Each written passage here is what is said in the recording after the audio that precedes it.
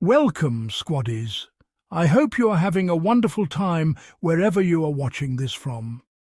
So today, ladies and gentlemen, I have this video that has melted down the British media where their hypocrisy has been exposed. Don't miss this one. Guys, if you haven't subscribed, kindly do so for more royal dramas and updates. I have a message for the king. I'm involved in a group called the Save America movement. I will initiate an advertising campaign against His Majesty that will boggle the English mind. Wow. Wow. It will shock the British conscience.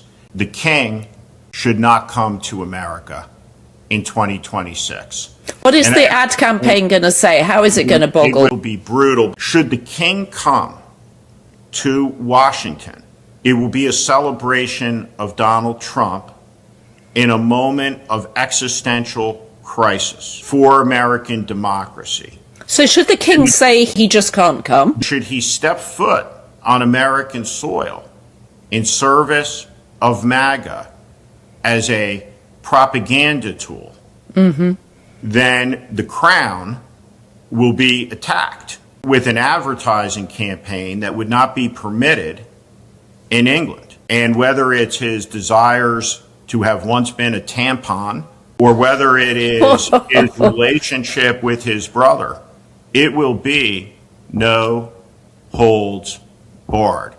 I will project images onto buildings in New York City. I will run ad campaigns that will be mortifying for the entire British government. Into any British newsagent and the headlines scream with royal drama. Harry and Meghan's every move is dissected and spun into scandal. Their wedding, interviews, even breakfast choices, nothing escapes the tabloids' gaze. The coverage is relentless, personal, and often cruel. They're painted as rebels, outsiders threatening the royal order. The media's fixation feeds a cycle of outrage and division. It distracts from bigger issues facing the country. This obsession is a choice and reveals as much about the media as the royals. Here's a story you won't see on the front page. American strategist Steve Schmidt threatened a major ad campaign against King Charles right in America. His campaign would challenge the monarchy's relevance and image.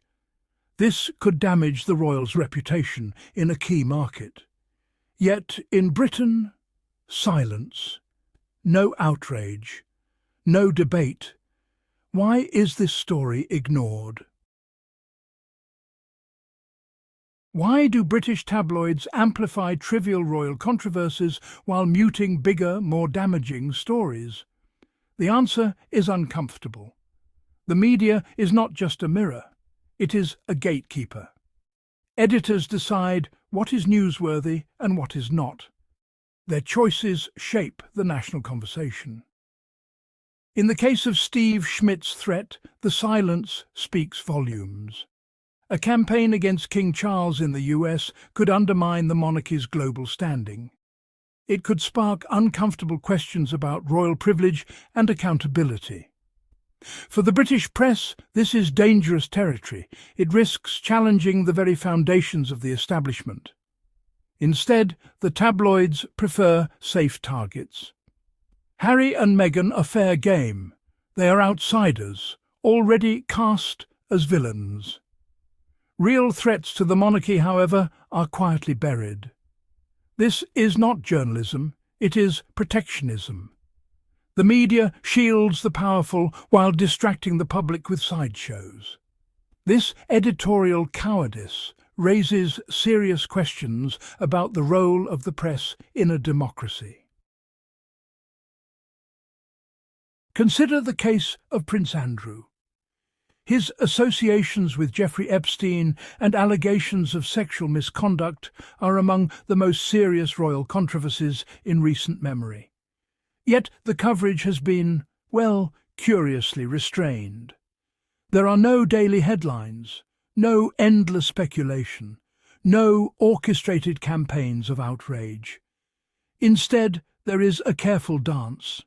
Enough reporting to acknowledge the scandal, but not enough to sustain public pressure. Now, compare this to the treatment of Harry and Meghan.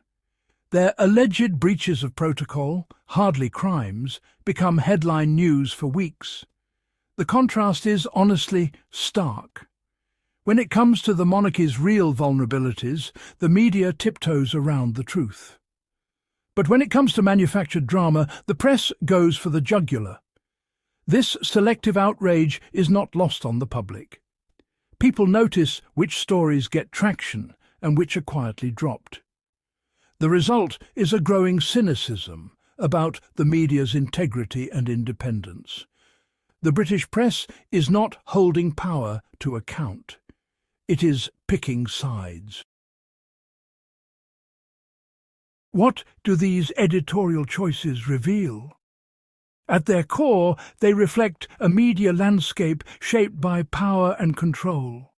The tabloids are not just reporting the news, they are shaping public perception. By focusing on petty royal drama, they distract from issues that threaten the status quo. By downplaying serious scandals, they protect the powerful. This has consequences. Public trust in the media is eroding.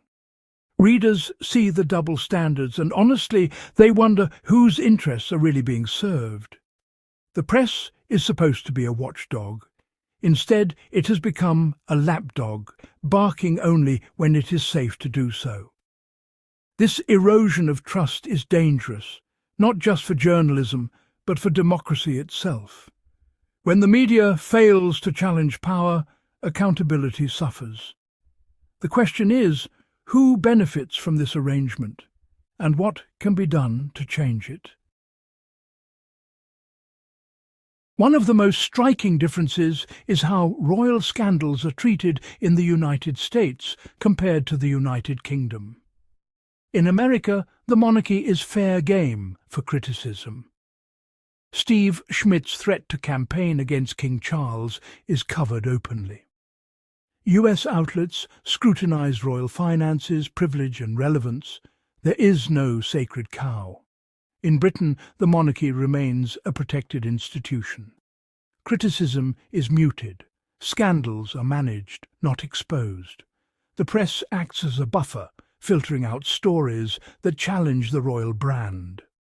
This creates a parallel reality, one where the biggest threats to the monarchy are ignored, while the smallest slights dominate the news cycle. This contrast is, well, revealing. It shows how media environments shape public understanding. In the United States, the monarchy is just another celebrity story. In Britain, it is a pillar of national identity, shielded from scrutiny. The result? A British public kept in the dark, while the rest of the world moves on. The public is not blind. People are growing weary of endless royal soap operas and the lack of real accountability. There is a hunger for truth, for journalism that challenges power rather than serving it. The British media must change. Restoring trust starts with transparency. Editors must explain why some stories are covered and others ignored. Journalists must pursue uncomfortable truths even when they threaten the powerful. The press should hold the monarchy to the same standard as any other public institution. Balanced, responsible reporting is not just a matter of ethics, it is essential for democracy. The monarchy is not above scrutiny.